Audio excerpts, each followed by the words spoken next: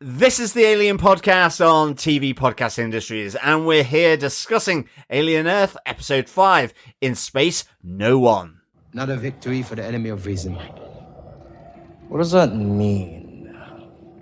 It means this space bug is proof of how stupid smart people can be. Smart enough to build ships capable of space travel, of splitting the atom and decoding the genome, but too stupid to realize you don't bring parasites home with you.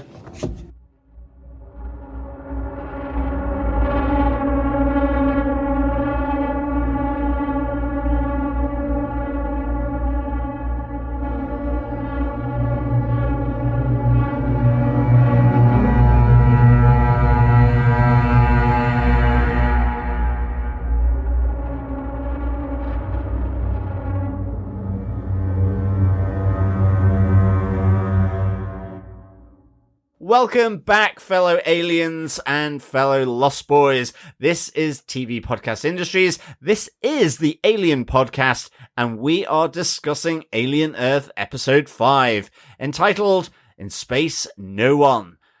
I am one of your screaming hosts, John. But no one can hear you, John. I'm one of your other hosts, Derek. Yeah, in space, no one will ever want to go again after seeing what happens to this crew. Musk is welcome to it. Yep, I really hope old Oculus gets him.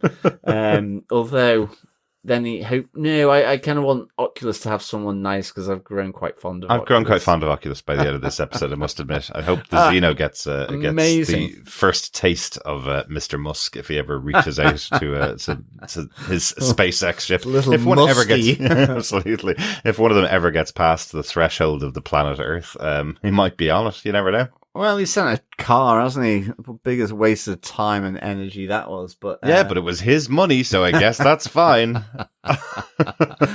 Crazy rich people. Next, it'll be inbreeding, and it'll be like the new royalty. I don't even want to laugh at crazy rich people anymore. I don't think there's any excuse for it. I really don't. You know, there's so many people around the planet trying to spend all of their time, you know, recycling cans and bottles, and then he goes and throws spaceships up into the air that explode once a month, you know. I'm sure that probably has a bit of a toll on the environment that we're not really talking about because he's rich enough to do it for some reason. When you put it like that, that is exactly true. Do you know what I mean? Yeah, exactly. I presume that's having an effect on the environment, isn't it?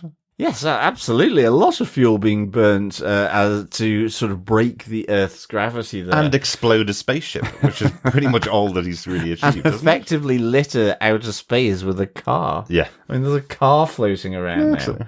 Jesus. How did it make it out of the threshold of Earth, though? No, I think they went beyond. And then released into it the vacuum of space. Of course they did. I think. I don't know. I can't remember now. Yeah, sure, why not? But let us move away from firing cars into space and talk about fires in space on spaceships. And shooting rockets or eventually arrows back at Earth from outer space. Exactly. Yes, this is the big, well, I guess now traditional flashback episode. We used to talk about this all the time when we covered our Netflix shows back in the day with Daredevil and all the Marvel shows and even stuff like Gotham. All of the shows we covered back in the day, they would always have one episode of the first season that would be the flashback episode. For some reason, we pretended like we didn't think this was going to happen. We thought we were only going to get the information about what happened aboard the Maginot from that small flashback at the beginning of the season. And of course, we get to episode 5. We finally read the title of it, In Space, No One ... And we went, oh, of course, this is going to be the Maginot episode. And from start to finish, this is the Alien movie episode. Absolutely. It's a great episode, just purely for bringing the Alien movie into an episode of the TV show. Yeah. And filling in the story of what happens on the Maginot 17 days from Earth as it hurtles towards Earth as you say, invariably a spaceship to a missile to an arrow, as Shmuel says. So, yes, this was excellent stuff, and I really can't wait to get into our discussion about it, really. Absolutely. Well, let's discuss it because it's really quick. The details behind it, anyway. The show is based on characters created by Dan O'Bannon and Ronald Shusett, with, of course, H.R. Geiger. The showrunner Noah Hawley also wrote and directed the episode. So he has said officially that this is his Alien movie. If he got to direct a movie, he could do it in an hour and tell the story this way. Why not? You know, if you're gonna get the rights to do a story in the Alien universe, go right back to the start. I think they even 3D printed some of the elements of the original Nostromo ship that was used in the original Alien movie, so that the Maginot looks exactly like the ship, and they're able to use all elements of it like they did originally with the original Alien movie. So if you're Noah Hawley, hey, I love Alien, I can tell a great story about the Alien franchise or within the Alien universe, but I also want to tell my version of the Alien movie by telling this flashback episode. So he gets the writing and directing credits for this one. Yes, absolutely. Cool, really, really good stuff. Yeah. And John, do you want to tell us what they gave us with your synopsis for Alien Earth, Episode 5, In Space, No One... ... Sure. In space, the USCSS Maginot is 17 days from Earth. Junior Security Officer Clem wakes Morrow from cryosleep and tells him there's been a fire in one of the containment rooms. In the commotion, 2 facehuggers have escaped and latched upon the ship's Captain Dinsdale and Science Officer Bronski. Beat. A failed attempt by Medical Officer Rahim to remove the facehugger from Captain Dinsdale's face has led to his death from the facehugger's acidic blood. After being told by Engineer Schmel that the ship's navigational systems were also damaged in the fire, Morrow concludes that a crew member is either incompetent or has willingly sabotaged the ship. Executive Officer Zaveri assumes command of the ship, but Morrow threatens to relieve her if she does not prioritize the creatures above the crew. With the facehugger still attached, Bronski is placed in cryosleep to prevent the gestation of the xenomorph, but this fails as the creature continues to grow inside him. In Science Officer Shibuzo's lab, one leech specimen manages to open its test tube from the inside and lays its larvae in her water bottle. Witnessing this, the Oculus also escapes after Chibuzo fails to seal its containment vessel properly. Meanwhile, after being called to an emergency meeting in the mess, apprentice engineer Malachite drinks the water from Chibuzo's water bottle, and the larvae cause him to cough up blood. In the medbay, Malachite, along with Chibuzo and Rahim, are killed by the leech's defensive toxic gas and the Maginot's quarantine procedures when trying to extract the leeches from Malachite. Witnessing this, Zavari is in shock, and Morrow relieves her of command. After being interrogated by Morrow, creepy navigation officer Teng is killed by now the fully grown xenomorph. Elsewhere on board, Chief Engineer Petrovich is revealed to be behind the sabotage of the Maginot at the order of Boy Cavalier, who promises him a hybrid body and more wealth than he can imagine if the ship crashes into Prodigy territory. Petrovich kills Clem and is in turn killed by Morrow, who retreats to the control room and seals himself in. Zaveri is killed by the xenomorph outside the control room door. With everyone dead, Morrow locks himself in the impact room and awaits the crash.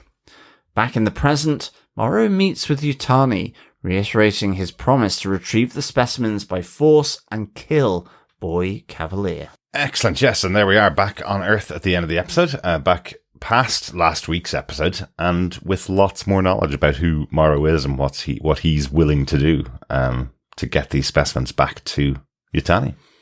Yeah, he really is singularly focused, is Morrow. And interestingly, we do get that sense as to why.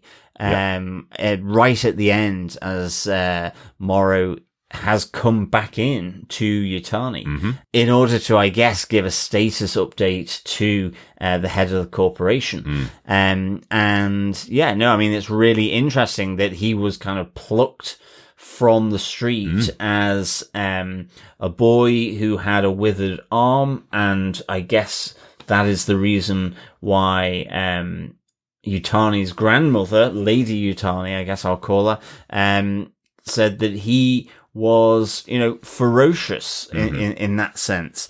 And she was very fond of him. Yeah, I think Yutani says that her grandmother called him the most ferocious thing she's ever seen. This boy with the palsied arm on the street that she brought in to have the treatments effectively. That's why he is this hybrid that they sent out into space with this very specific task to bring back the creature's crew expendable, effectively. So, and that's what this story is really all about. It is like the setting on the Maginot, just really, really good. I mean, I loved this. I just loved the whole sort of building up of tension, pressure, horror, gore. And it's interesting with alien movies, you have that, I guess that life cycle of the alien, the egg, the facehugger, the gestation, the chest burster, and then that kind of period of time where everyone seems to be fine until the fully grown xenomorph sort of pops into view, generally by surprise, killing some unknown. Absolutely. But interestingly, you do start to get at least the life cycle of the leech here as well, which again is another really interesting thing. And I mean, they are tough little buggers as well. And then you just have the wonderful, I'm still going to call it the Octi eyeball. Absolutely. I know that they have officially called it T Oculus, but Octi eyeball is just much easier to say. Absolutely. Just to mention, we got a bit of feedback in from Robert Logan over on YouTube after last week when we were having this discussion about what to name the multi-eyed creature, and he says it's Octopus. It is an octopus. I will not accept any other name. That's a good one as well. I have octopus. to say, I really do like that one. Yeah, very good. But I just love how all of it comes together. I like the fact that as well, my kind of theory that maybe the crash wasn't quite as big an accident as it first seemed comes to pass. Now, played out, I mean, I think I was originally thinking maybe it's even Morrow, just because he was so intent on finding Boy Cavalier. Yeah. But here we find that it is another member of the crew. But I think we should get into our points, really. Here, well, exactly. Before I start covering everything, because it's such a great episode. I really enjoyed this a lot. Absolutely. Yeah, I do want to start with the Maginot itself. I mentioned it earlier on that, the template for it is effectively taken from the Nostromo from the original 1979 Ridley Scott movie. They had literally gone room by room to what's available and had 3D reprinted to make sure it absolutely fit the aesthetic of the original setting of the Nostromo. So that's why it looks so cool and it's so recognizable as a space, effectively. And we probably should have guessed when we saw it in that initial episode that we were definitely going to get more scenes within that space as well, because you don't take so much care with so much detail for a couple of minutes on a TV show. You have to show off what you've done, and they do it to great effect here. With every single room being recognizable as a place that we've been to before, back in the Alien movie. And I'd say we've probably seen Alien 100 times, easily. So it felt so familiar, and that probably what adds to the dread and terror of what's going on in the situation. You're just waiting for those moments when someone walks around a corner, what's going to be around the corner waiting for them. So opening on this moment with Clem arriving in, this character we haven't met before. He wasn't in the flashback sequences in the first episode. He's the person that takes on the responsibilities of the security role while Morrow is in hypersleep, and he's the one that wakes him up saying, uh-oh, it's already happened. There's already been a bit of a disaster. We need to wake up the real security officer here. There's been a fire on board. What does he call them? A couple of those clam-like creatures with fingers, the ones with tentacles, have escaped. And the captain's been compromised, and the first officer's, a science officer, has been compromised. I think you need to go with me. It's not a great wake-up call, is it? But you're right. I mean, just coming back to the Maginot as a setting, it's really, really good.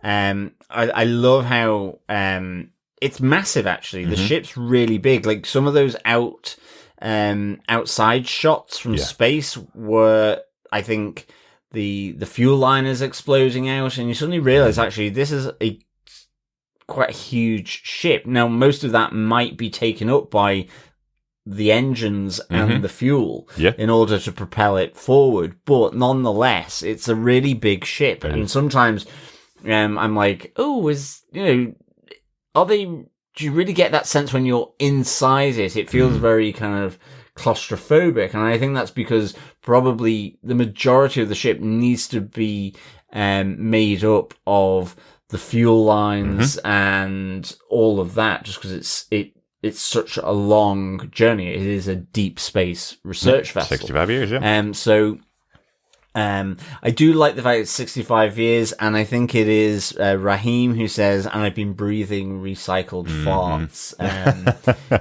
I love that he's the smoking doctor as well. He's talking about recycled farts and everybody else. I think there is a mention from the science officer where she's going, will you please stop smoking around me?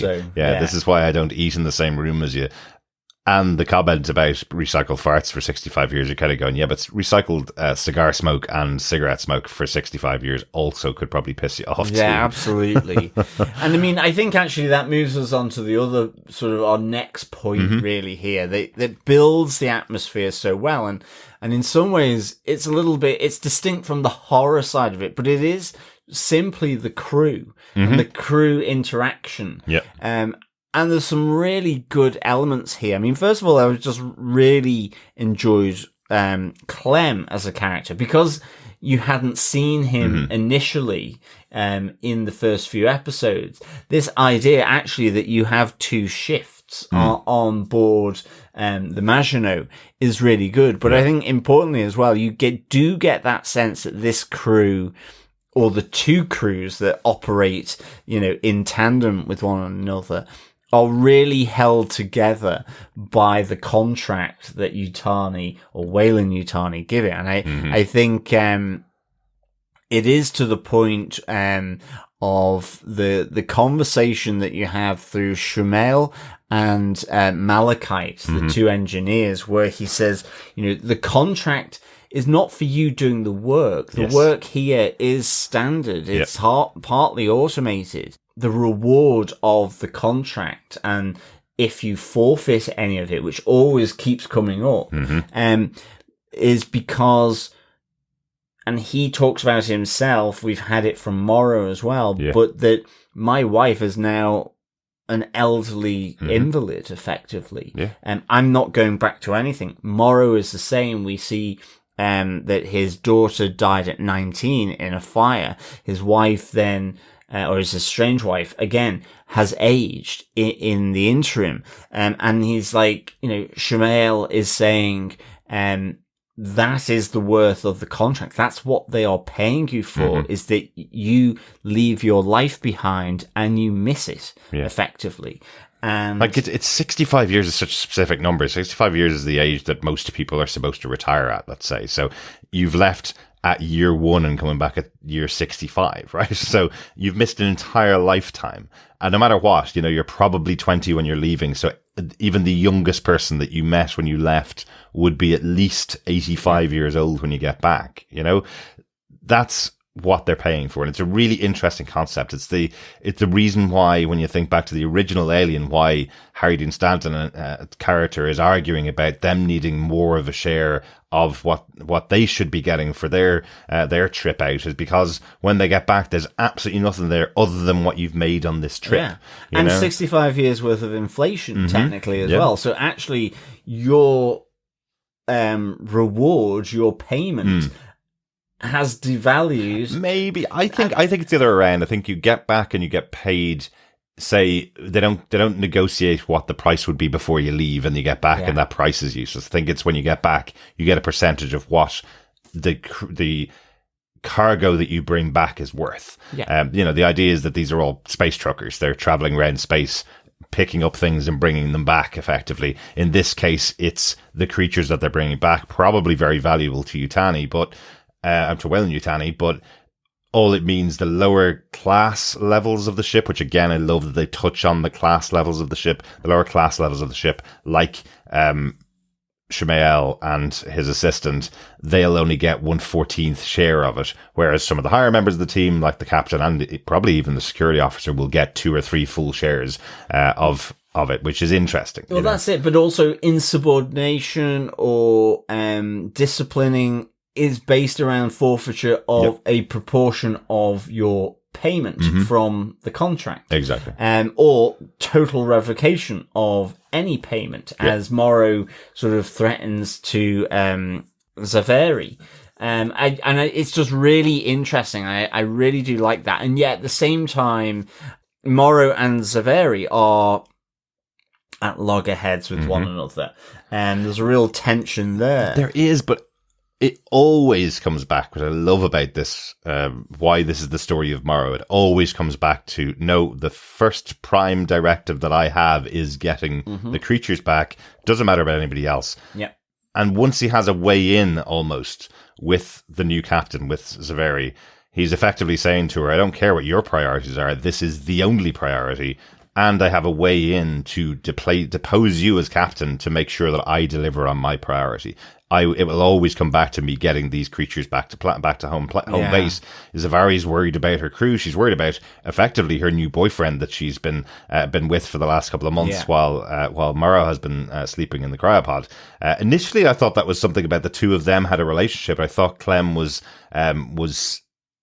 niggling at Morrow while you were asleep. She's sleeping with somebody else, but it turns out no, that's his way in, because you're not supposed to have any relationship, because then you'll care for another crew member. Yeah, and it's against company policy. Yeah, over the mission, effectively. No, absolutely, and I loved how that plays out in the control room where Zaveri is being asked continuously by Mother to acknowledge that the priority is the cargo.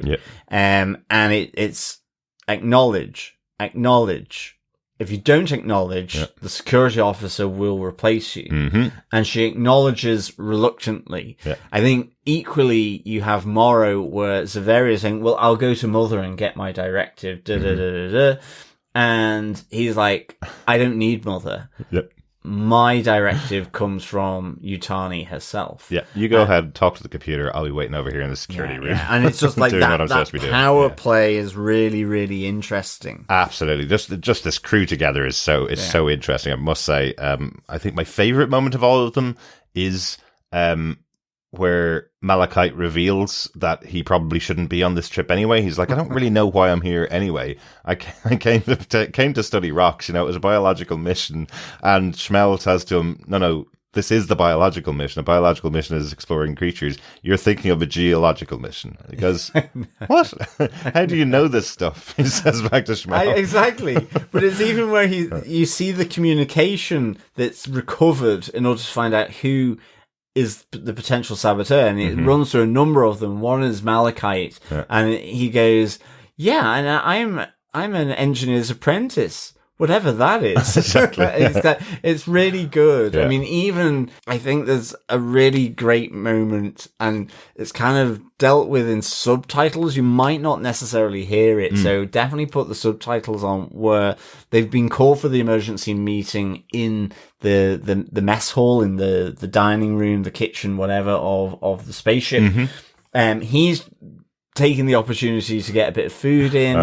It's unfortunately as well where he does drink Chibuzo's infected water.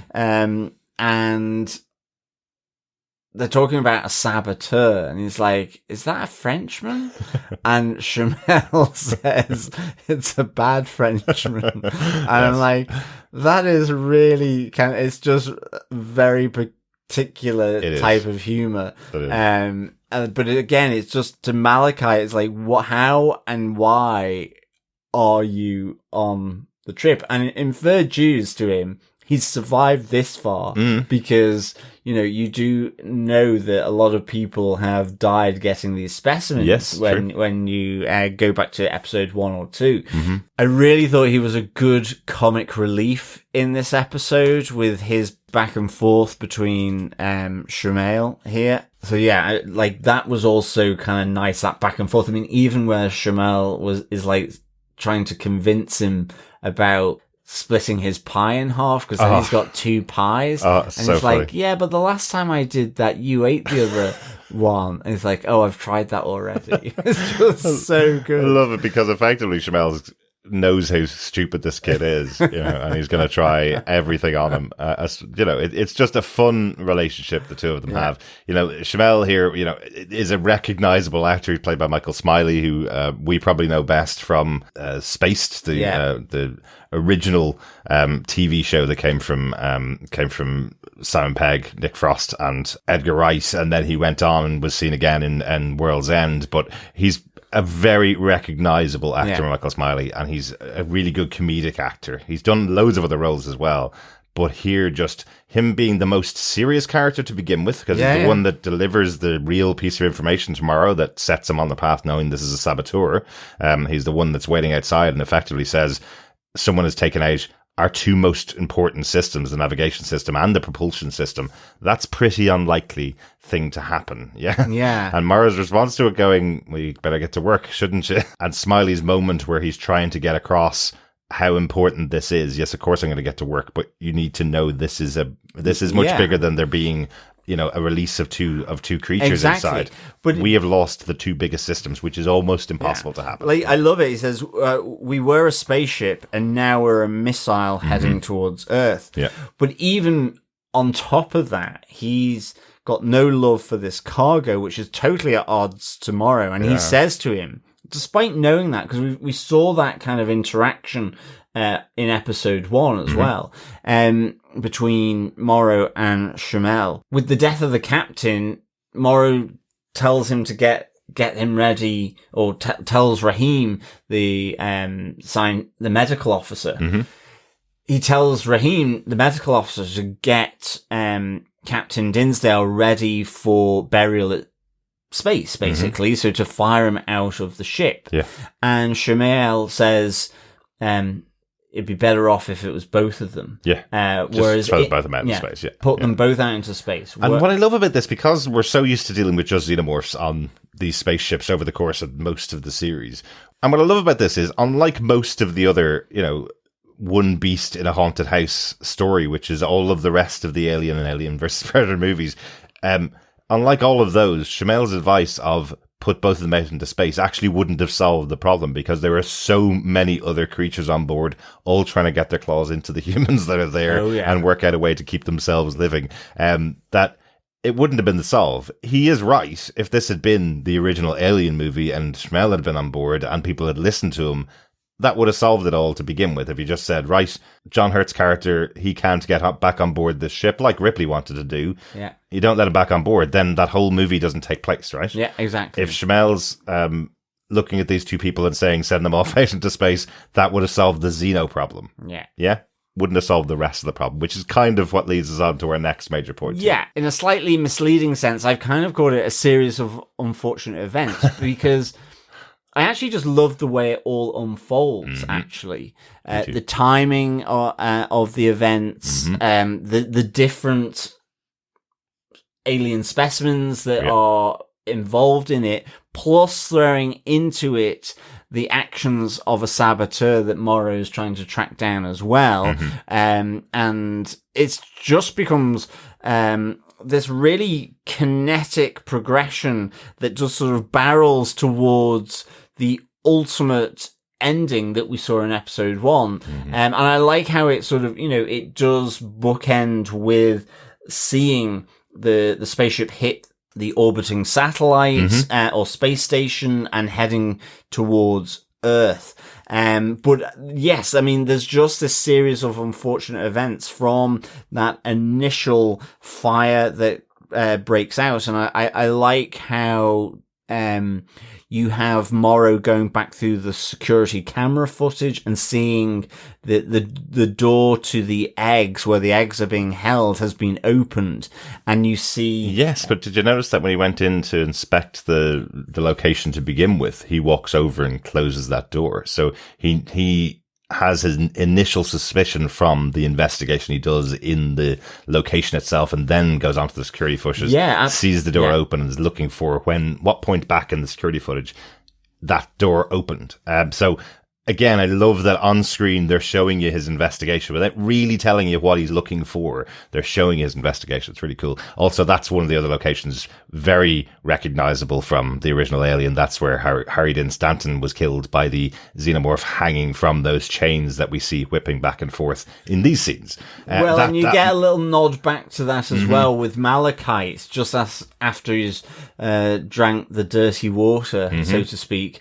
I do like that where it's just a chain that's fallen down, but it's just silhouetted and it looks like it's fallen down. Absolutely. It's the xenomorph's tail. Yeah. There's a nice little touch there and reference back to that from the original movie.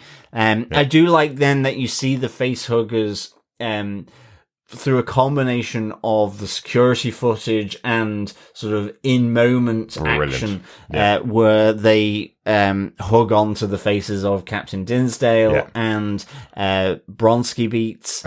And I do like the fact as well that, as you say, when Morrow is there, like initially I was like going, oh, there's a hole already in the in the floor of that room. Oh, is the xenomorph been in there already? I wasn't entirely sure of the gestation period, or is another one loose? And of course, that's because Rahim has tried to remove it from the captain's face.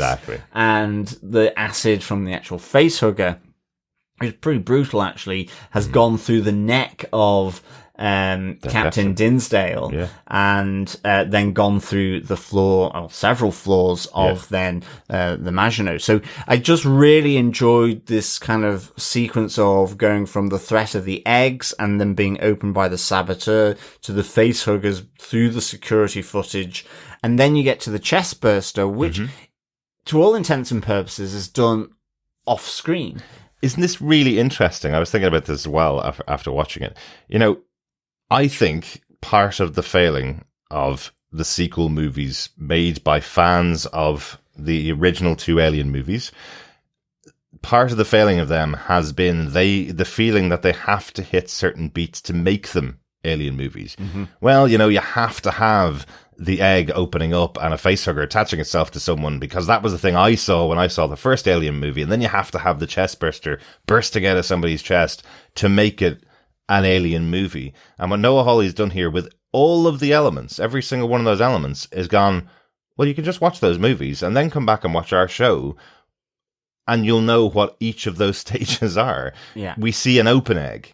We see that they've tried to detach a facehugger from their captain that's killed the captain because of the acid blood. We see another facehugger on the body of the science officer. We see his body eviscerated by the chest burster coming out of him, and then we see a fully grown xenomorph later on in the episode. We don't see any of the steps in between those things. We see the aftermath of all of them, which is so interesting. Such an interesting choice. I thought so. I thought it was really good, and I like the fact that it leaves it open then to the other lovely creatures that we have here. So, like, whilst little baby xenomorph is growing, learning to read, is wanted, you know, is times table, learning to eviscerate, exactly, brushing his teeth, sharpening his teeth, learning how to open his big mouth wide enough to let his small mouth out. Exactly, all those things that young xenomorphs need to do. So, how do you deal with small arms initially, and then you suddenly get long arms and normal arms. So all these sort of trials and tribulations that little xenomorphs have to do, it's kind of all, you know, that'll be the season 2 flashback. It's all off screen. Whilst we get to explore the wonderful array or menagerie of this alien arc, effectively. You know, in they came 2 by 2, and you know, they went 12 by 12. I think went 12 by 12, and I think the leeches one is really, really interesting because, you know, we saw the leeches attack the 2 prodigy soldiers and sort of tap effectively into their artery on their neck, and you're kind of like thinking, you know, single drop of blood out of their body in seconds, and blow up like a big bloody sack, and you're kind of like, oh, that's interesting. What they're going to do? And actually, more than likely they were just feeding. Yeah. And we kind of get that a bit here with Chibitsu, who is saying, well, you've not eaten for 2 weeks. See if you eat on this dead rat. It's her experiment. Yeah, it's her experiment. She is testing how long they can go without eating because she knows that they will instantly suck all the blood out of the rat if she puts a live one in there, and then realizes after 2 weeks, oh no, they're actually going to eat the dead one now because it's been 2 weeks. They are absolutely ravenous at this stage. So if you think about it again, the timeline and where we got to in the first couple of episodes after the crash, these leeches have been starved by this science officer doing her experiments on the way back to Earth, and that led to them attaching themselves to the security officers and taking out all of their blood in seconds. That she's almost created the even more terrifying versions of these leeches. We don't know how quickly they were taking out the rats that were being put in with them, but they probably would have been okay if she wasn't starving them for 2 weeks. And also, I love that the payoff for the way that she's been feeding them through this container that she has, where she effectively has to tap it twice to close it fully. And we saw that in the first episode. I remember going, oh, that's not a good idea, that she has to tap it once. Closure. Exactly, but the aperture doesn't close fully until she taps it a second time. I remember seeing that in the first episode when we saw her doing her experiments before going back to her duties. And it has a lid as well. Yeah, but they've been watching the whole time, and they're way more intelligent than she's giving them credit for. And one of them makes its way up, finds the way to open up that aperture from the inside because she hasn't put the cap back on properly, and then makes its way out. And watching the whole thing is the Oculus, the T-Oculus across the way. And it starts tapping on the glass. So this is our first indication that the T-Oculus, or the multi-eyed creature, Octi-eyeball, or octopus, may be a friend to... Or it's distracting humans. Well, I think it's trying to get her attention to tell her, hang on a second, that leech is getting out. Why can't I get out? Maybe. Well, yeah, maybe. Maybe it's that. Or maybe it's literally telling her the leech is getting out. Warning, warning. Exactly. And I think the interesting thing here, though, is that in terms of the leech, the business of killing those two guards or eating the rat is not actually, it's simply feeding. Mm-hmm. They actually just lay their larval stage, they carry it with them, and they require water to do that. Yes. And it puts one of its legs onto the spilt water. So you've had Chibitsu sort of drinking her water, and she spilt some of it, and ultimately it squirts in however many hundreds of eggs or larval stages of its progeny, effectively. And it's just really interesting because actually the horror then comes later with Malachite, who is the one that takes a sip of her water because he's coughing and choking on some food that he's done at the emergency meeting, which has also cost him 1/6 of his contract. Yes, 1/14. Or whatever. Yeah. But what I do like, yes, that's where the horror comes, but the tension comes with who's going to drink the water. Yeah, exactly. Because she brings the water with her, you know it's right beside her the whole time, you assume it's going to be her that drinks it, but then when he coughs and he takes a drink of her water, it's like, uh-oh. Definitely shouldn't be sharing water aboard the ship.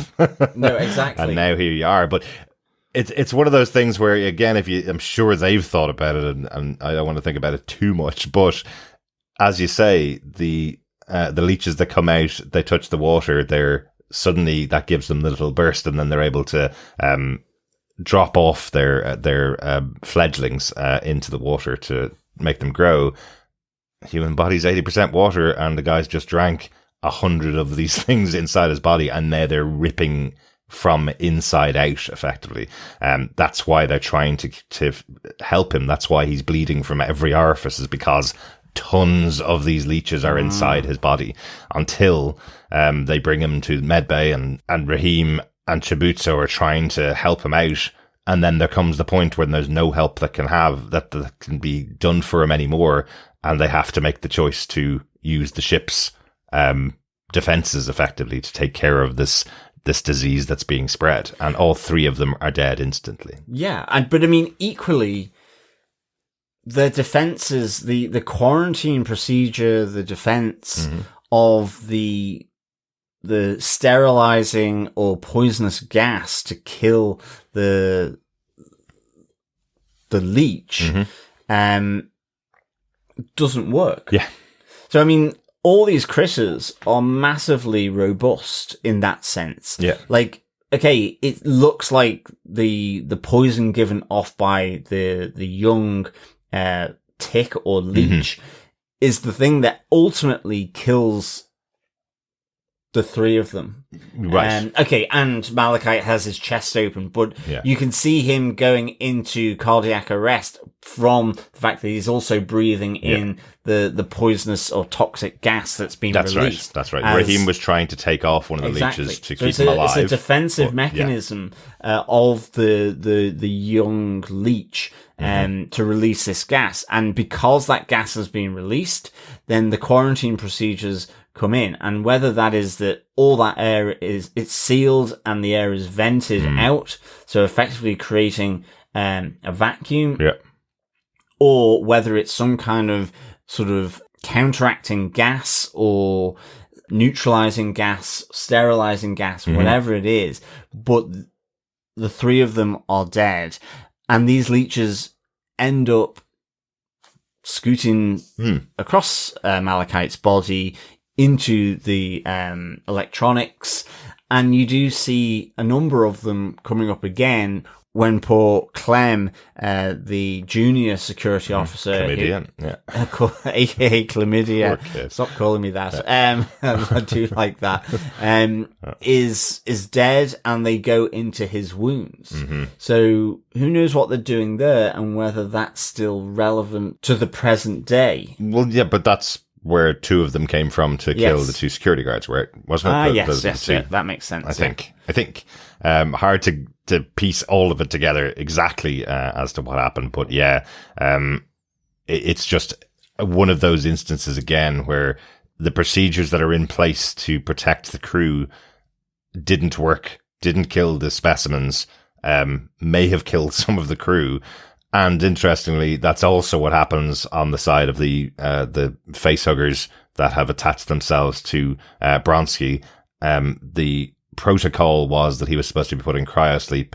Cryosleep, yes, it puts the host to sleep, the human to sleep, but that doesn't stop any of the process of what the xenomorphs are doing at all. It may have slowed it down. We don't know for definite exactly how long it takes, the gestation period from when the facehugger attaches itself to when the chest burster comes out.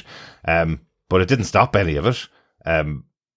Very quickly after they put him into cryosleep, within the next couple of hours, chestbuster is bursted straight out of the cryopod. So it does make you wonder whether Weyland-Yutani's what's the term? The security writer or the safety protocol writer was in on the idea that it doesn't really matter if the humans get home as long as the specimens get home. So none of the protocols for taking care of the humans in case the specimens broke out, none of those actually work. None of the protocols. Yeah. And I mean, so is it because Weyland-Yutani don't give a crap as long as the specimens get home? Or is it just that these are such powerful specimens that they didn't have any protocols that could have helped them out at all? As in, is it planned or is it an accident? It is an interesting thing. There's something there sometimes around all of this where it suggests that they have encountered these creatures before. And not just from this ship, but through the protocols. Yes, they don't work, but there's also the moment where, they put it into the cryopod, but they're not saying, oh, but we know it can survive in the vacuum of space and the cold of space. Yeah. So it's almost like an oversight on it. I mean, equally... Maybe. I do think the crew know, because the crew have lost other members of the crew. Exactly. So I don't think Weyland-Yutani may have but it's the same with Boy Cavalier, or the same with Yutani, and so on. And maybe it's just... Well, the cargo is going to be gold and silver. Maybe it's just that. Yutani's like going, whatever we get, no matter how maybe useless or boring it is... it's going to be gold, pure gold, because it's totally new. But I think as well, the other side of it is, even Chibutsu's experimenting with the specimens on alien species, like literally alien species. And I'm like, even her protocols, even those tubes are lax, that the aperture doesn't seem to close fully, and then like you have to do it again, and there's the lid to really make it secure. And I mean, she eats her dinner right beside them, you know. Or even like when she puts, and I guess this is moving on to onto Oculus, is like when she puts Oculus back into its secure wall mounted chamber, it's not secured properly, so that then it starts effectively, it felt like it was creating itself as a catapult, or like a rubber band, and just firing itself up onto the roof of its prison effectively in order to work it free. And I must say then, again, this is where we just get absolutely fantastic moments with this little critter. Absolutely. But you're right. It's something about the protocols, but it's also something about the person herself. Chibutsu is the person that's responsible for all of this. It's a very small science team, it seems. It's her and I would guess then it's Bronski was the other science officer, right? So she was the junior officer, he was the senior science officer. He's no longer there, but she's continuing to do her practices. Maybe she depended on him to do the second check on everything, the double check of everything. But we heard earlier on in the episode, when she was leaving the room, she said, well, all the lights are green. That means that everything's secure. In this case, when she didn't seal the octi up into its right place, the light was red and she still left the room. Yeah, so she knew it hadn't. Well, she didn't check whether it had been secure or not. She didn't check. So it's not just the protocols aren't great. It's also she's not very good at doing. She didn't check it. Yeah. But I do like that the Oculus gets out. I do like the fact there is a great scene, I think, where Chibutsu and Zaveri are back in that lab, and you see it under the table. Yes. And it's just sort of walking around, hanging upside down under the table, and looking for its opportunity to escape. Looking for the opportunity. There's the moment then when Clem and Morrow come in, they're fighting the saboteur, and again, you see it flicking itself around the room, and you're like, oh no, is Clem going to get it, or is, Morrow doesn't, or is it Oculus that gets Petrovich ultimately, but he doesn't get, but the door is left open, and it's the moment that he gets to escape, but actually then it becomes Shamail who is on the wrong end of Octi Eyeball's sort of love of sockets, effectively. It's funny, isn't it? Because I'd specifically said that I suspect there's going to be a moment later on in the season when maybe Boy Cavalier will turn to the camera and Octi Eye will be in his eyeball. And that's basically what we saw. I must have just seen way too many 80s horror movies that's what you expect. But it is in the body of Shmuel, in his eyeball. It is in control of his faculties. It's able to move, it's able to run, it's able to jump with this body attached. It's got full control of his brainstem, effectively, and lifts full mobility. Up so he does a little snarl. Yep. But I was expecting him to talk in this haughty British accent at some point. Yeah, well, he's from Northern Ireland, so it's not quite so haughty. I wouldn't. But that's what it would have been really funny if it was the Octi Eye that was controlling him and made him speak in a haughty British accent. But it is hello there. It is interesting though. Then in this sequence though, with him there, because at the same time, Zaveri has encountered a fully grown xenomorph, and so has creepy Teng as well. And she has managed to kind of outrun it and so on, but has ended up on the bridge where Shamail is infected with Oculus.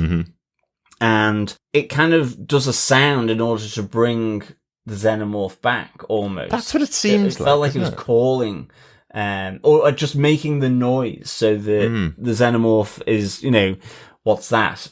And heads in that direction. But the great thing here is that through Oculus, Shmuel confronts the xenomorph head on, effectively, jumps on its back and starts biting into its neck. Yeah. And I was like, wow. So this I wasn't expecting. Definitely not. Nope. And the moment where you have the xenomorph stabbing Shmuel through the back and then flipping him over using its tail, but then after it's effectively killed him with his second mouth, Oculus immediately tries to attach itself into the alien. Yes. And this was just so unexpected for me. And I was like, wow, this is fantastic. This is another species. Like, it's not that the xenomorph is, yes, it is an apex predator. Yeah. But it's not the only one.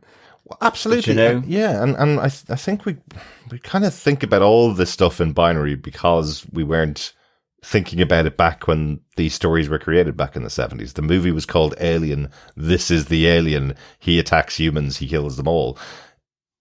Now we have a much more broad concept, let's say, of all of this stuff. It's not going to be a planet full of xenomorphs and that's all that's there. There must be other things on their planet, and there's probably other things that are predators to it and that it's predators too. It's entirely possible that the xenomorph's predator is this octii, and they gathered up a specimen of each of them from one planet and put them aboard on the Maginot. That's entirely possible. Yeah. And the reason why the octi eyeball goes straight after the xenomorph and is doing everything it can to attract the xenomorph and attack the xenomorph is because it's predator. It's used to dealing with the xenomorph. Humans aren't. Humans aren't used to dealing with this thing full of acid blood. Maybe it is from the same region, the same planet. I was Team Oculus in that moment. I was just like, this is so cool that this little ferrety eyeball with sort of octopus legs is absolutely going straight for, like, no messing, no running. It's going straight on the attack. Straight for the xenomorph. And I thought this was excellent. I really enjoyed just this little moment of, you know, it's kind of like David and Goliath moment. Definitely. And it was just really well done. And I think it built up because we saw that original scene with the leeches coming out and the octi eyeball knocking on the glass to potentially warn the science officer, then it making its great escape to get its way out here. It does, possess and kill one of the best characters aboard the Maginot, but to an end, to get the xenomorph to it, to get the xenomorph, because it is a teenage xenomorph, to get it to it, to have a battle, thinking maybe this bigger body might be the thing that will help me take out the xenomorph, and then it still goes fighting, even though that body dies. It's cool. It's like, you are kind of wondering, or I was kind of wondering by the end of the episode, is this going to be on our side? When we get to the end of the series, will they have found a way to communicate directly with this creature who is now on the side of the humans versus the xenomorphs? Exactly. On Earth, you know? Yeah, I think the other side of it is that, you know, eyeballs are so delicate. You know, it's like the idea of like pins or knives going towards the eyeball, or even where Nibs presses and slightly compresses her eyeball, like that whole thing. I mean, you know, I put in contact lenses, and I don't really like going towards my eyes. Yeah. And so you kind of go, okay, it's an eyeball on octopus legs. Like, that feels really delicate. And yet here it is, like, on the attack against this sort of armored xenomorph. And I'm like, yeah, I was Team Octi in that moment. I thought it was just really good, sort of, you know, something that you're not expecting. Absolutely. And it was really good. I will say, though, one of the things that we don't talk about with the octi eyeball, because it is so easy to talk about it as an eyeball, one of the things is it is a shapeshifter, because we've seen it with multiple eyes almost, and then it merges into one eyeball when it fits inside something where it's hiding. Or thinks it's hiding. It's definitely not hiding. You can always see it's there. But maybe on a bigger creature, if it was on a whale, I think we joked about before, the octi eyeball could plaster itself in a whale. You may not notice it as easily as you do on the face of a human, because it's quite a big eyeball. But it's not just an eyeball. It's also got multiple eyes that it merges together to try and hide itself almost. Like, I love the kaleidoscope element of the alien as it sees its sort of the small mouth coming out to sort of kill Shamail and, gets out the way and then starts to attack the xenomorph. So I thought this was really cool. Yeah. I think the other side of the xenomorph is I did like how it was reflected when Zaveri sees it for the first time. And then I was like going, oh, but it didn't kill her. But then after a while, I started to think, it was almost like it was playing with her. Like, even just the fact that the tail... When it's chasing her through the corridors, it's staying just a little bit behind. And again, there's part of it, of course, is that it's only a few hours old. This is, as I say, this is the xenomorph. This isn't the fully grown xenomorphs that we saw in Aliens, for example. But I do think it's playing with its food. I do think it's chasing it and getting the fear up. We talked about that in the first couple of episodes, that maybe the thing we haven't really explored is that xenomorphs are really attracted to fear and making someone really afraid by chasing them around all the corridors before pouncing on them. That feels like a real, rabid dog thing to do almost, and that's maybe part of the makeup of the xenomorphs that they're exploring on the show. Yeah. Or just a cat. Yeah, like I know she's a fast runner, but I was watching it going, hang on a second. How is she staying 3 or 4 steps ahead of this thing that's pouncing back and forth, side to side? Yeah. But then when you think about it, maybe it is just playing with its food. But even just that, so it doesn't kill her straight off and actually trips her up. It does. It takes its time with her when she's stuck outside the door. That's the whole point. It takes its time. And then in the end, as you say, you start to think back to Morrow, where he says it's like it goes off fear, or that kind of biological signal of fear. So it's almost like trying to generate a bigger signal of it. It gets it, it's kind of like that feeding frenzy element that you have with predators, where they start to, group together, whether like sharks or when the blood's in the water and it sort of feeding frenzy. So it's kind of really interesting, and I kind of like that element to this as well. Yeah, absolutely. And also the fact that actually it does get Teng in the end, who is the creepiest member of the crew. I was so convinced it was going to be revealed that he wasn't killed because he was the ship's synth, because he's so creepy. And I'm not even too sure whether I understand that whole thing of where he's being interrogated by Morrow about the saboteur. And then he says to him, when he's been watching the tapes back, he says, "You're still standing over the crew member who's completely creeped out by Teng standing over her while she's asleep." And Teng seems to deflect that by saying, "They're not always there when you think they are," which is the lead-in for Morrow to find the saboteur. That even though all the equipment is saying the saboteur is in his cryopod, he's not always in the cryopod. But it was like as if Teng was saying, when I'm standing over her while she's sleeping, she's not always there. He's like he was trying to defend himself and say, "You're judging me wrongly. I'm not looking at her. I'm looking at the empty one. I'm wondering why it's empty." Yeah? Yeah. But it didn't come across that way. Do you know what I mean? It certainly was edited to make it look as if he was really, really creepy. He's the character I wanted to see a bit more of so I could understand a bit more of his story. Otherwise, he just comes across as a creep, and I'm glad he got killed by the Xeno. Yeah, I mean, I would agree, actually. And maybe there isn't. Maybe I've just not really picked up on it. And maybe you're right. It is just that he is a creep. That she feels threatened by, because you got that sense in the first episode, and here kind of that gets taken on board, and maybe it is just simply that, but it feels like there's more questions have been raised by Teng here. Why is he like that? And he, as you say, even his dealings with Morrow, his dealings with Rahim, all these things, it's all quite, feels very philosophical in the way he talks and the way he delivers it. Yeah. And yet I'm still there going, yes, he screams, but do we actually see his body? So is he still a synth? I don't know. I don't think he is. Yeah. Or if he is, it's a synth that wants the guilt of the flesh, and he's not able to ever have that, and he knows that, so he just creeps out by staring at this girl. I can't remember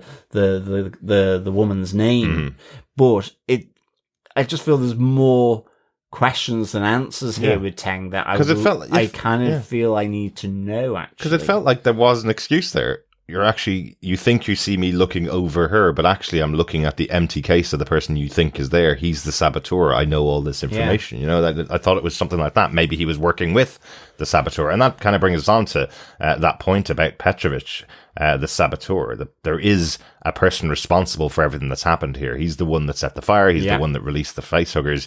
He's the one that's been given a new mission. And it's all tied back to that discussion about the crew and what they're being paid and what the contract is.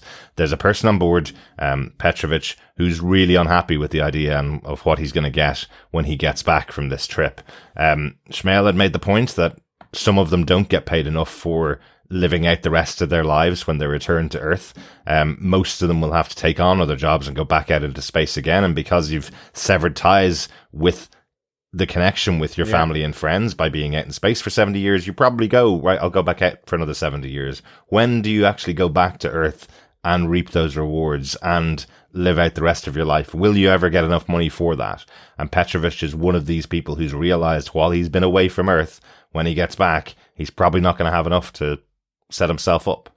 So he's now willing, when he gets contacted by Boy Cavalier, he's now willing to sell on his soul, effectively, to pass on these creatures to Boy Cavalier.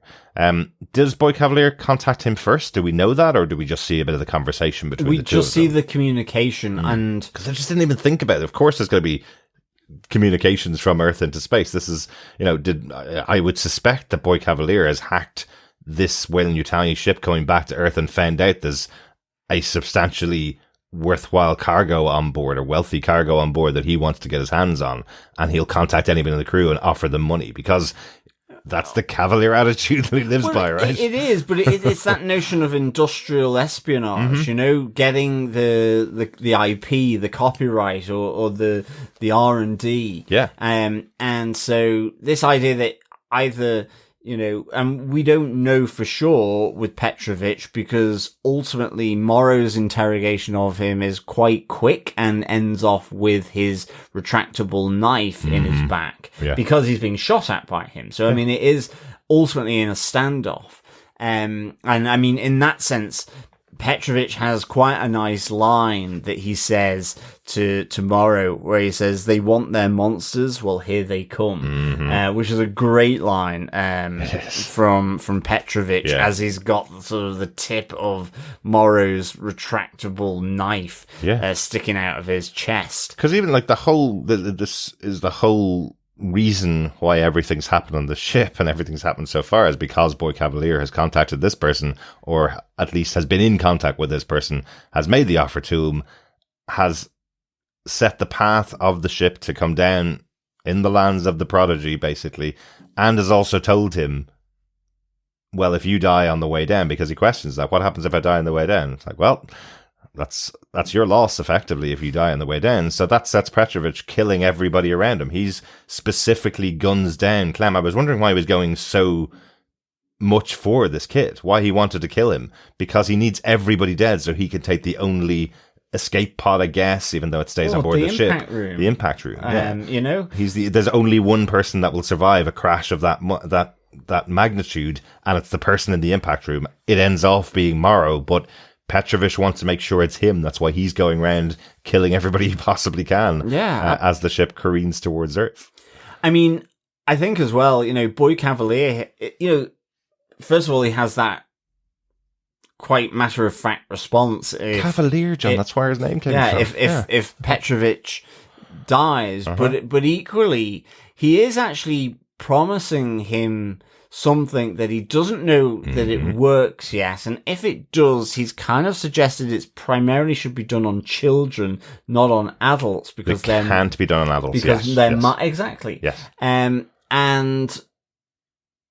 it's kind of like he's just saying what he needs to say in order to for Petrovich to sabotage this ship so that it ultimately lands in his territory. Yeah. And that is literally it, because he's yes, these things are there or on the cusp of them, but not necessarily relevant for Petrovich. It does make me think that maybe Petrovich did reach out to Boy Cavalier, though, come to think of it. Yes. Because remember in the first episode we had the conversation, now we know the characters' names, but we had the conversation between Shmuel and Malachite, where he was trying to teach Malachite about the fifth uprising, the fifth person that has now formed part of the corporations now controlling Earth was Prodigy. So they had that information. So I wonder if that's what it is. Petrovich has learned that Boy Cavalier and Prodigy have started to create these beings, these creatures who are at least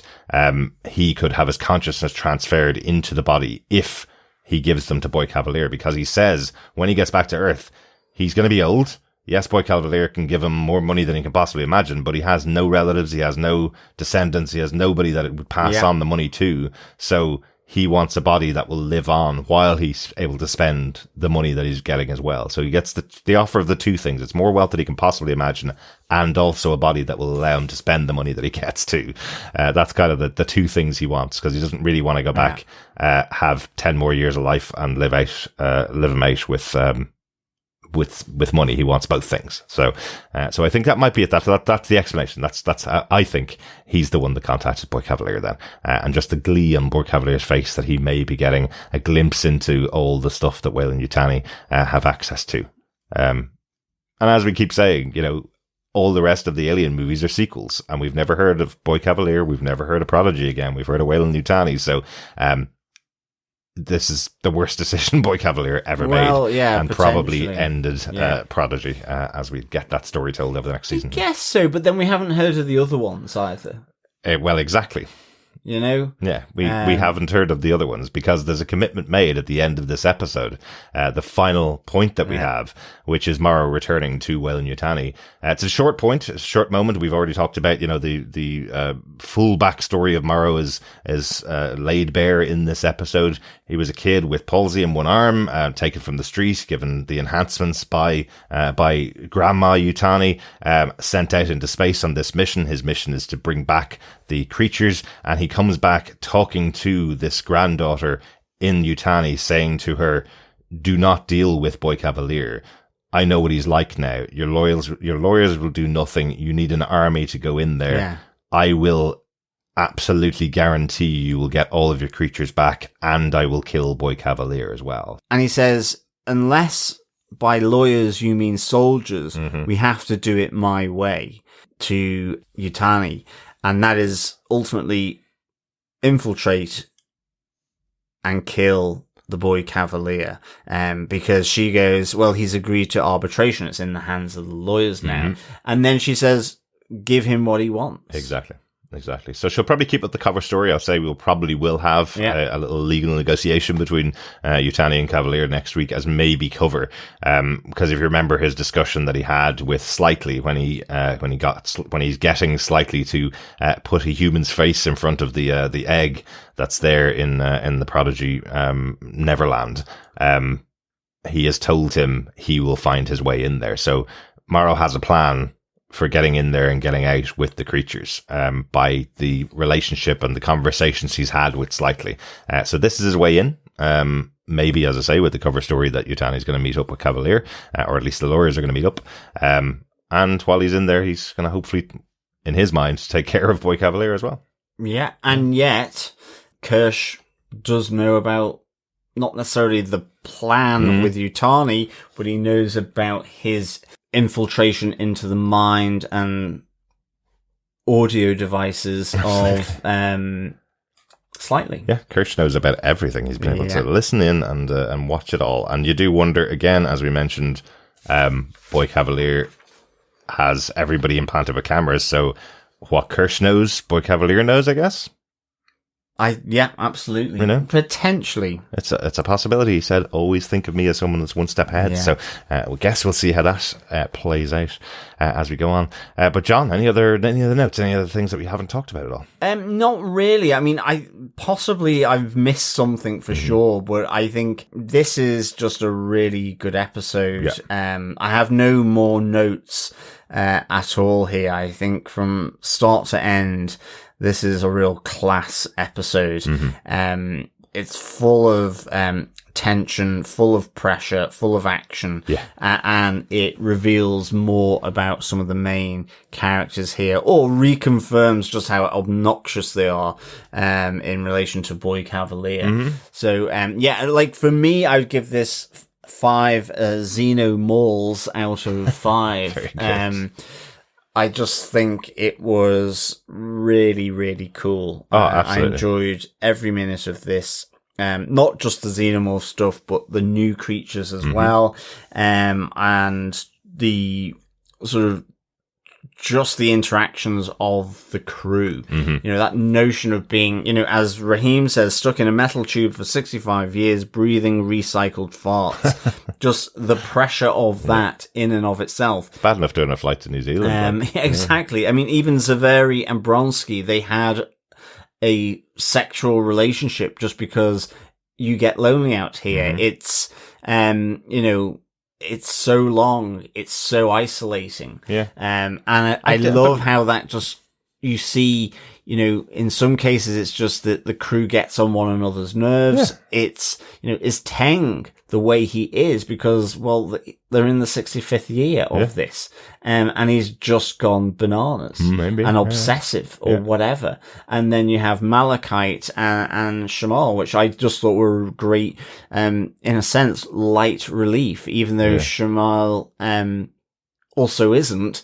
And is the first human to have been connected in with the old and mighty Teoculus. And that is just the xenomorph coming up against little Teoculus there. And even Shamal there is unexpected, and I really found it very, very satisfying. Me too. So, 5 xenomorphs out of 5. Fantastic. Just a couple of tiny things that I wanted to mention. Just really loved Babu Cisse's performance as Morrow here once again. I know he's been great all the way through the season, but the balance that he has to strike here between this very driven security officer who has to occasionally neglect the humans on board the ship to get his job done, but he's also giving them all opportunities to get home alive. But that's not his focus. His focus is getting the ship back with the specimens there. But if everybody tells him what they know as quickly as possible, there is a possibility that a lot more people would be alive by the end of this. Yeah. I think that's kind of where we could be with what he's doing. It's only when he has to throw his hands up in the air and go, look, everybody else is unsavable. I'm going to have to save myself and put myself into the impact room. That's when he makes his choice and moves away from everybody else. I think that's really good. I love the little touches of characters that we have in here. You mentioned the relationship between the new captain, Zavari, and the science officer, Bronski. I like that we have a moment where we see him messaging home saying, I've fallen in love with someone here. And the fact that she is using sand from home to calm herself down in moments of massive stress. She's the third most senior officer aboard the ship because the captain was there and the lead science officer was there. She would have been third in line for command, and now she's in command in the most terrifying situation with a security officer who is instantly telling her, I'm going to take away your security, your leadership because you fell in love with someone aboard the ship. I love those little touches because this is only an hour and 5 minutes, and most Alien movies are 2 hours. We got a lot more in those movies. But he's distilled all of the crew down into really interesting characters and had lots of tension and had lots of exciting moments, and not just with the xenomorph, also with the other creatures that we have aboard. And it all plays in really well with the story that has been taking place on Earth for the last 4 episodes. So really enjoyed this one. Really excited to see how the rest of the season plays out. Now in the knowledge of what Morrow has gone through so far and what he's willing to go through now as well. Really good. Really good. Yeah. Excellent. Shall we get into some feedback? Absolutely, yes. Yes, fellow aliens and fellow Lost Boys. First up, we have a message on last week's episode from Sam Lowe, who said, "Whoa, Mama-themed storylines. Xenomorphs are being born and apparently adopted by hybrids. A hybrid is trauma manifesting a pregnancy. Dame Sylvia almost ends her own road to motherhood with these kids, and Kid K clearly has mommy issues. So much to unpack in this great episode. Morrow went full child predator by threatening poor Slightly's family in order to make the kid do what he wants. I'm so curious what Kirsch is thinking, processing, planning with all of this. Nibs is a great televised example of what happens when we parentify young children, treat them like adults, traumatize them, and don't nurture, comfort them after. Awful, and probably not going to end well for her either. So I'm just going to spend every episode of this show worrying about when Joe is going to die. I mean, everyone but the hybrids probably die in the end. In the other movies, there's no mention of them, these events, or Prodigy, so the metaphorical cat was out of the bag before the series. Speaking of, stop killing animals. Go back to humans, but not Joe. Can't wait to hear the podcast." Excellent stuff, Sam. Yeah, thanks, Sam. I guess happy with this week's episode. Not many animals at all killed in this episode. No, other than humans. All humans this time. Well, that's true, apart from Morrow. Apart from Morrow. He wasn't killed though. He was alive. Exactly. Yeah. Apart from Morrow. Yes, sorry. Yes. So all humans killed this time. So yes, we did have to have a sacrifice of one sheep last week. Although maybe Octi has kept him alive inside. No, probably not. Probably not.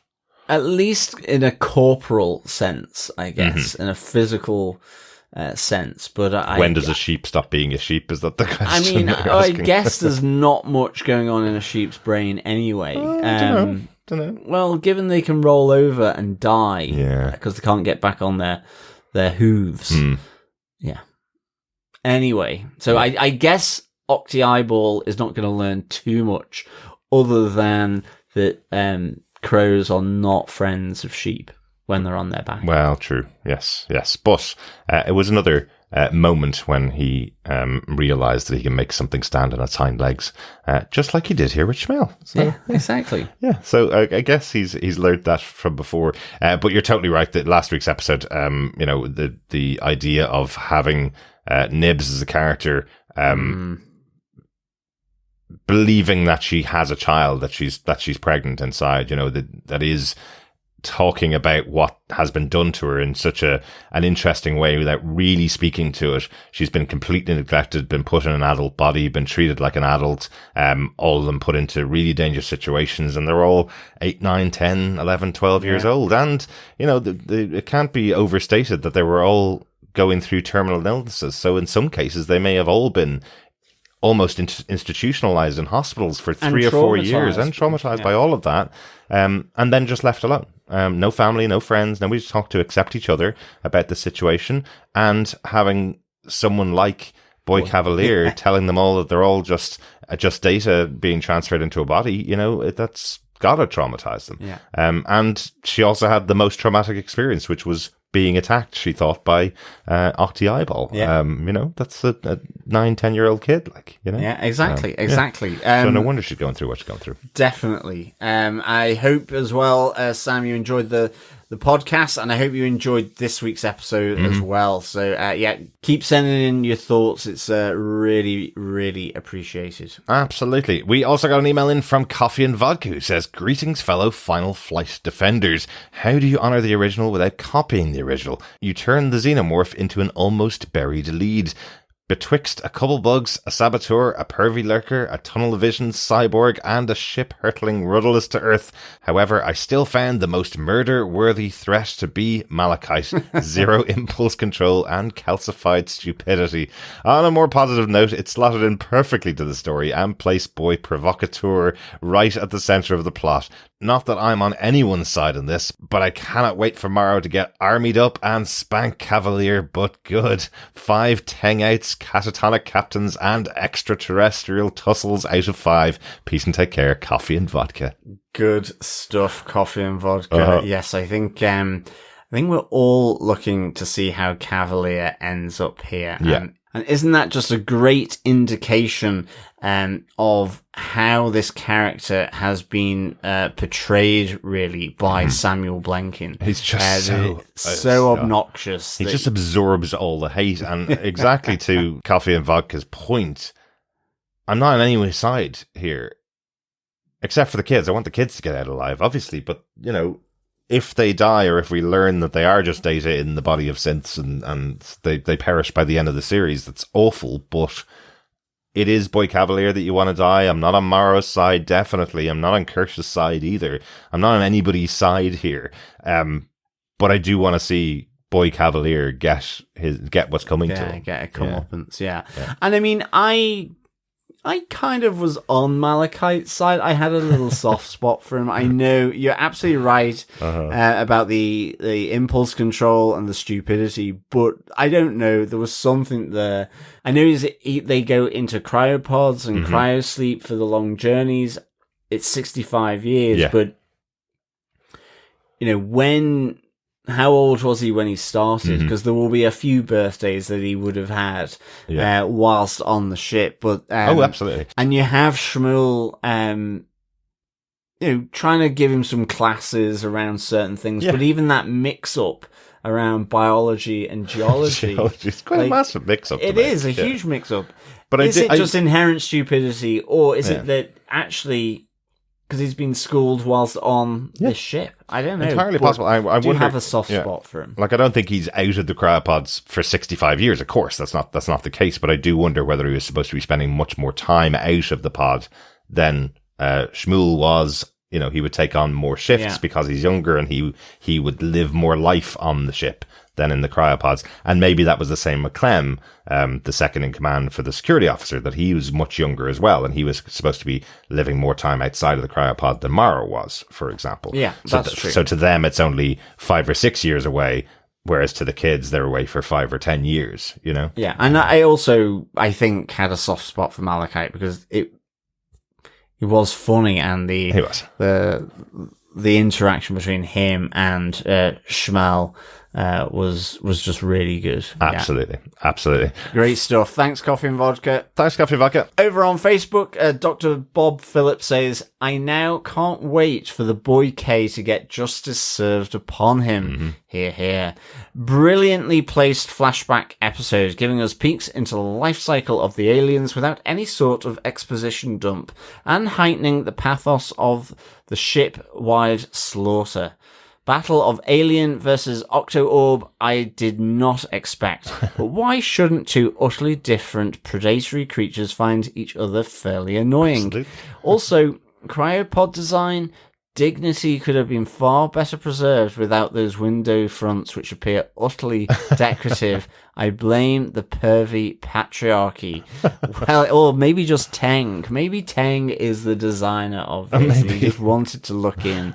It could be the pervy Yutani. They are Whalen Yutani ships. Maybe she designed them all to be able to see inside. I would suspect she must understand what they're doing. Yes, no, exactly. I would expect there is the visual element of it. You want to make sure you're able to see as much inside these cryopods, because they are potentially keeping someone alive in there for 40 or 50 years. So you want to make sure that you have at least a visual confirmation that they haven't died. Well, exactly. That's true. Yeah. But then so very quick sensors. Cursory. Yeah, but the sensors may be wrong, and you don't want to open up the pod if the sensors are wrong, right? You want to have a little visual view and make sure that person's alive, like Teng's doing every time he's walking past. I was just checking to see if she was breathing. I wasn't really perving on her, I promise. Well, yeah, exactly. And to your point, Dr. Bob, yes, the Battle of Alien versus Octo-Orb, equally did not expect, but absolutely was thrilled by it. Absolutely. Thanks so much, Dr. Bob. Yeah, thanks, Dr. Bob. Also on Facebook, Joel Sharpton from the Articulate Coven podcast said, we knew Morrow had lost his daughter. She would have been an old woman when he returned at the very least.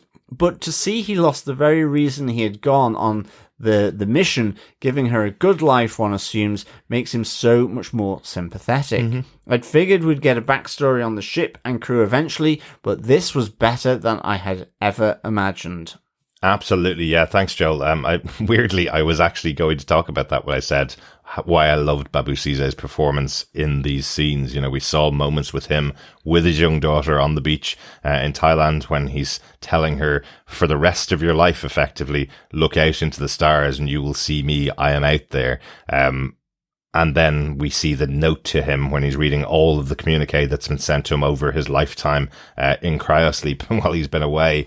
And all of those stories, you know, we see the letters from his daughter, we see the letters from his wife, and then we see the confirmation that she's died in a fire in her home at 19 years old. Just the way that's all played by Babu Ceesay, along with everything else that he's done in the episode itself. All of those things together, I just think are fantastically done, fantastically performed by the actor, and just gives such an interesting rounding out of this character who could easily just be, he's the bad guy from the start who allowed all the humans to die. You know, there's so much more going on with the character, and delivered so well here. Yeah, good stuff. Thanks, Joel. Absolutely. Thanks, Joel. Paul Tenchi Lee sent in some feedback on this episode as well. He says, as Noah Hawley said in the official podcast, episode 5 was his chance to make an Alien movie, and apparently it wasn't even going to be in the season at all, to the extent that Risha Morjuna hadn't been cast to play Zoya Zavera when the first episode was being shot. This more in-depth view into Morrow, but also some of the other Maginot crew, really does pull Morrow slightly away from the full villain camp. Also, knowing that his daughter died 8 years into Maginot's mission makes his line to Yutani about all his family are gone to be so much more poignant. I will say again just how well the production design team reproduced the aesthetics of the Nostromo. I just watched a YouTube reaction of Alien by people new to the franchise, and I don't question at all that Nostromo and Maginot got outfitted by the same shipbuilding company, if not from the same shipyard. Finally, it is hardly surprising that we find Boy K to be the reason for Petrovich to sabotage the Maginot. The fact that they seem to have had a synchronous conversation suggests that there's faster than light communication in this universe, because I presume that the conversation happened around the time the Maginot was leaving Saturn, and Petrovich programmed his cryopod to not let him go to sleep, and put into the computer records that he went to sleep. Very good. We know from the first episodes that when they came out of cryosleep at Saturn, they knew about Prodigy because Schmel was teaching Malachite about the 5. They could have been getting constant updates via the faster than light comms, or got a news dump from the Weyland-Yutani stations around Saturn. Yeah, I think they talked a little bit about some of those in Alien Romulus, didn't they? That there are feeds that are sent out into the galaxy to the Weyland-Yutani planets as well. Yeah. So I don't know exactly how far those would be going, but I presume those would be sent out within the solar system at least. So once they get into the solar system, they get an update of what's going on Earth, and then they're able to read them. So that's probably why they're able to get them when they get in around Saturn. And that's, again, probably why Morrow's sitting down with all of these new communications that he may have missed over the last 10, 15 years of travel. You know? Exactly. Yeah. And of course, we don't really know when the communication between Boy Cavalier and Petrovich happened. You know, is it at the start of the 65 years? Is it, I mean, you don't know. I mean, he's wiped the comms and they've done a recovery, on it. Yes. But equally, there's no real suggestion of when it may have happened. But equally, Boy Cavalier looks around the same age as he is now. So yeah, it could be as they come into the solar system that the comms are way more, way faster, because the other thing that we learn from that schooling of Malachite is that some of the planets are also owned by the companies as well, Mars, Saturn, and so on. That's right. Yes. So yes, that's right. Yeah, they're certainly probably got mobile masts all the way along. Of course they do. Yeah, without a doubt. If Richard Branson's getting let in space, Virgin Mobile's getting out there too, without a doubt. Exactly. It's T-Mobile from Neptune. That's it. Or something like that. Virgin Mobile. Come on, that's why Richard Branson's trying to get out there. Yeah, exactly. It's V. It will eventually be V-Mobile, I'm sure. They won't be allowed to call it Virgin Mobile anymore. It will connect into the aliens. It will. V. Yes. Paul continues, I am confused about who was supposed to be awake on the Maginot between Saturn and Earth. As near as I can tell, it was Captain Dinsdale, First Officer Severi, Science Officer Bronski, Biologist Shibusi, Dr. Rahim, Ensign/Computer Systems Specialist Clem, Engineer Schmel, Assistant and Engineer Malachite. Why wasn't Morrow awake? Given the absolute priority of the cargo, why wouldn't the security officer also stay awake for the final 4 months of the mission? Now, that's really well put together, Paul, but I just made the assumption that Clem was the acting security officer while Morrow was asleep. He wears the same ensign on his upper sleeve. Mm-hmm. So I think he is a security officer. Right. Maybe it's just because he just is barreling out information as Morrow comes out. It's like his update to his manager, who's been away on holidays for 2 weeks, in that opening scene. And one of the things he says is that he knows that Zaveri and Bronski are having a relationship, and he's videoed it. He has footage if Morrow wants to see.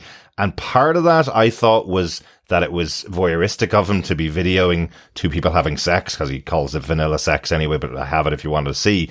But I wonder in retrospect, because Morrow then uses that against Zaveri to get her back into line, I wonder if this was the security update. Hang on, boss. We have got a security issue. 2 members of the team are now having sex.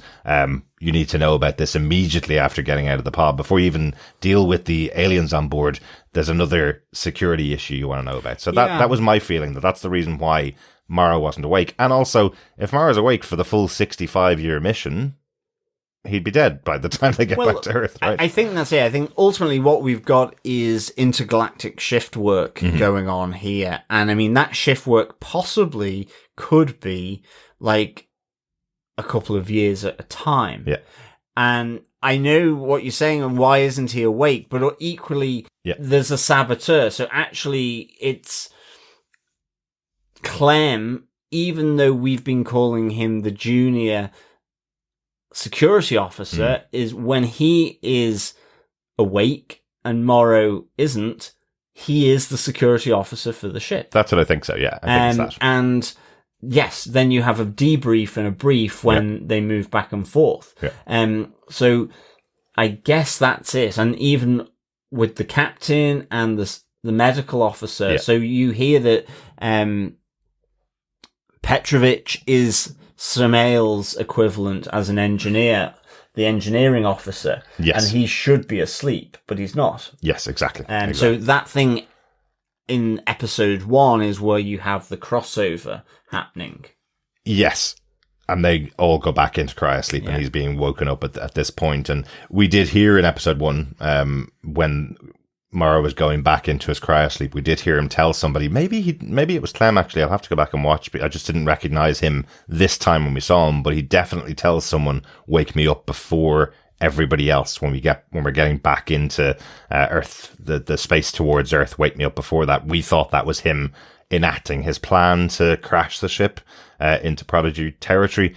But because he's the security officer and it was so important that the ship landed properly, he was effectively saying, wake me up early so that I can monitor the last couple of hours of the trip rather than the last 4 months of the trip. Yeah.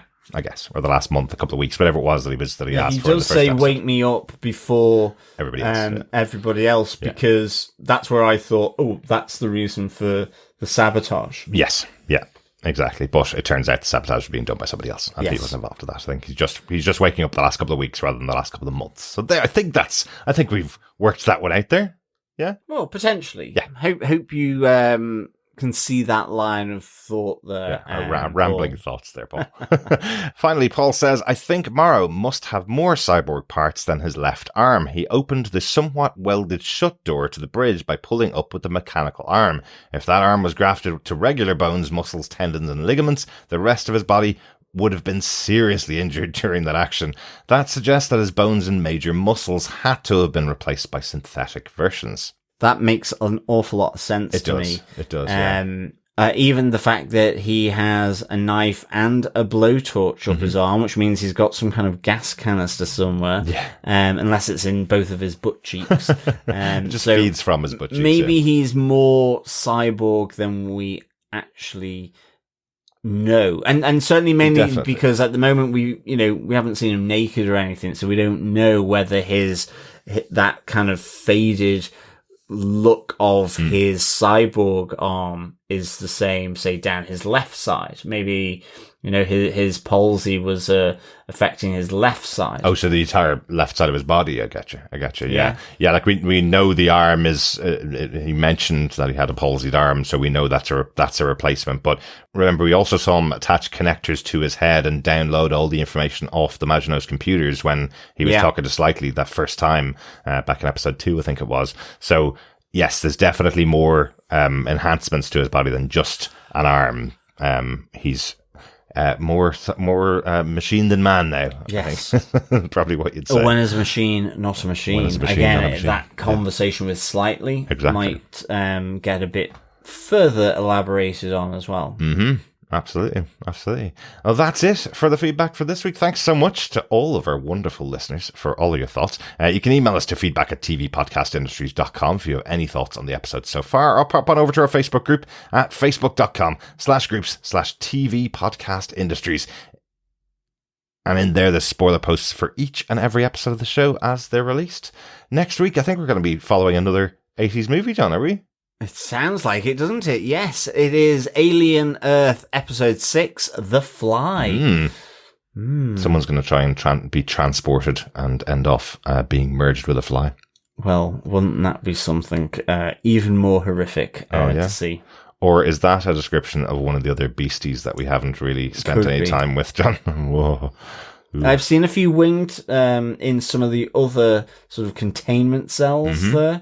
We haven't actually seen them. Yeah. It's not been one that's been featured, but other than sort of through the misty glass, seeing what looks like wings, or insect wings beating. Yeah, there's 5 in total, and I don't think they're including the egg, the facehugger, and the chestburster as 3 different creatures. We've seen the leeches, we've seen the xenomorphs as one species, we've seen the octi-eye as well. We've seen the pod. So maybe the last one is the fly that we haven't seen yet. Yeah. Oh, great fun. Can't wait to be terrified again next week. Thanks so much for joining us. Talk to you again next time. Yes, fellow Lost Boys, fellow aliens, as always, it is great discussing this space horror with you. Until next time, keep watching, keep listening, and of course, keep screaming. Bye. Bye.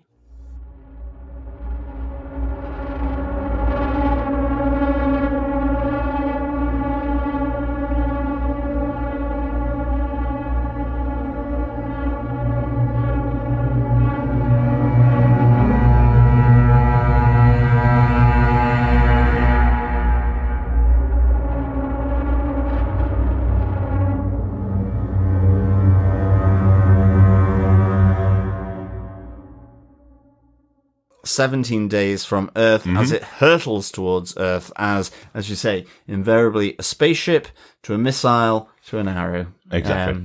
According to Shamel. Shamel. What's his name? Shmuel. Where is he? It's written there as everybody dies, so it's in the synopsis. I think it's SCHM. Shmuel.